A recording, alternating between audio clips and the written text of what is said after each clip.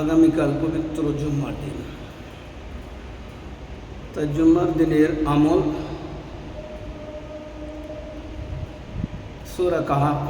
পড়া। সূরা কাহাফ এমন একটি সূরা কি বান্দা সূরা কাহাফ জুম্মার দিন পড়লে আগামী জুম্মার দিন পর্যন্ত তার সমস্ত গুনাহ আল্লাহ সগীরা মাফ করে দেন। কিয়ামতের দিনে আল্লাহ তাআলা এই সূরা কাহাফ পড়নে ওয়ালাদের কঠিন দিনে, কঠিন পরিস্থিতি যখন মানুষ সম্মুখীন হবেন, এর বরকতে তাকে নূরে আবৃত হবে, তার নূরে ঘিরে নেওয়া হবে, অর্থাৎ তার জন্য বড় সুখবর আছে। এছাড়াও অনেক ফজিলত সূরা কাহাফে রয়েছে, যেটা ইনশাআল্লাহ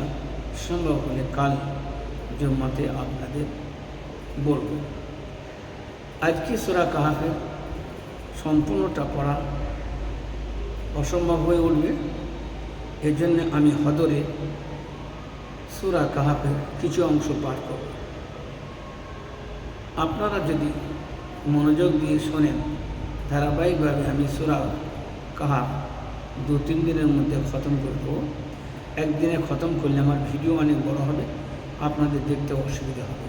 তবে এই সূরা মুখস্থ না করতে পারলেও আপনারা দেখে দেখে প্রত্যেক সপ্তাহে ইনশাআল্লাহ শুক্রবারের দিন পড়ার চেষ্টা করবেন। আল্লাহ তাবারক ওয়া তাআলা এর ফজিলত, এর বরকত দুনিয়াতেও আপনি পাবেন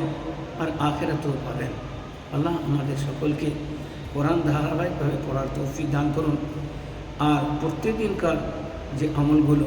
সেগুলো করার তৌফিক দান করুন। এইভাবে সাপ্তাহিক যে আমল অর্থাৎ সূরা কাহাফ যার কথা আমি উল্লেখ করছিলাম, সেদিকে আমাদের সকলকে, আমরা যে স্তরের মানুষ হই না কেন, যদি আমরা ইমানদার হয়ে থাকি, তাহলে আমাদের এই ভাবনাগুলো, চিন্তাগুলো রাখতে হবে এবং এটাকেও পড়তে হবে। আমাদের কর্তব্য কোরআন আমাদেরই, আর কোরআন পড়ার দায়িত্ব, বোঝার দায়িত্ব আল্লাহ তাবারক ওয়া তাআলা আমাদেরকে দিয়েছেন। আউযু বিল্লাহি মিনাশ শাইতানির রাজীম। বিসমিল্লাহির রহমানির রহিম। আলহামদুলিল্লাহিল্লাযী আনজালা আলা আবদিহিল কিতাবা ওয়া লাম ইয়াজআল লাহু ইওয়াজা قيما لينذر بأسا شديدا من لدنه ويبشر المؤمنين الذين يعملون الصالحات أن لهم أجرا حسنا ماكثين فيه أبدا وينذر الذين قالوا اتخذ الله ولدا ما لهم به من علم ولا لآبائهم كبرت كلمة تخرج من أفواههم إن يقولون إلا كذبا فلعلك باقع نفسك على آثارهم إن لم يؤمنوا بهذا الحديث أسفا إنا جعلنا ما على الأرض زينة لها لنبلوهم أيهم أحسن عملا وإنا لجاعلون ما عليها صعيدا جوزا أم حسبت أن أصحاب الكهف والرقيم كانوا من آياتنا عجبا إذا أوى الفتية إلى الكهف فقالوا ربنا آتنا من لدنك رحمة وهيئ لنا من أمرنا رشدا وضربنا على آذانهم في الكهف سنين عددا ثم بعثناه لنعلم أي الحزبين أحصى لما لبثوا أمدا نحن نقص عليك نبأهم بالحق إنهم فتية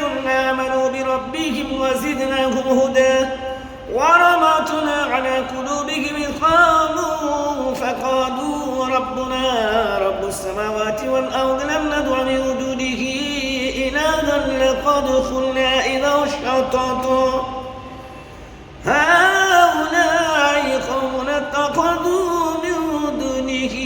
آلهة لولا يأتون عليهم بسلطان بين فمن أظلم ممن افترى على الله كذبا وإذ اعتزلتموه وما يعبدون إلا الله فأوى إلى الكهف ينشر لكم ربكم برحمته ويهيئ لكم من أمركم مرفقا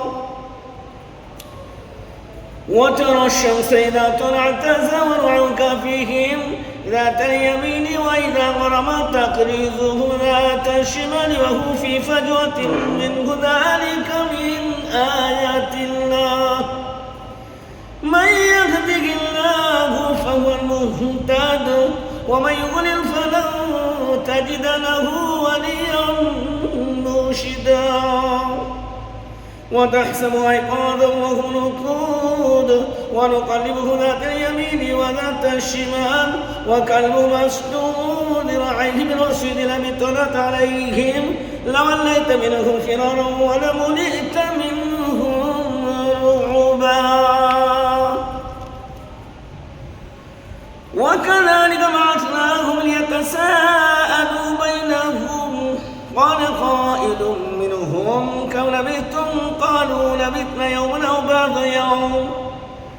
قالوا ربكم أعلم بما لبثتم فبعثوا أحدكم يرقكم هذه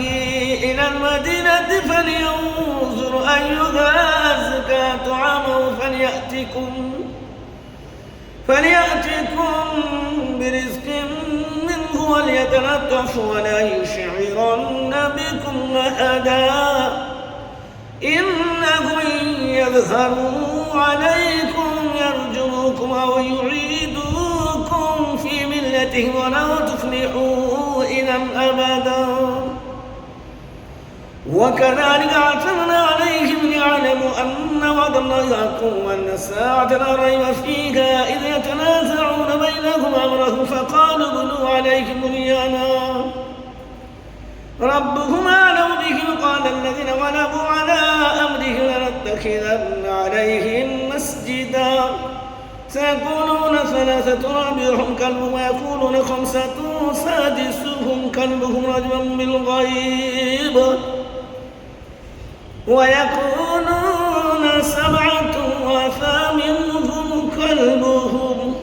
ربي أعلم بعدتهم ما يعلمهم إلا قليلا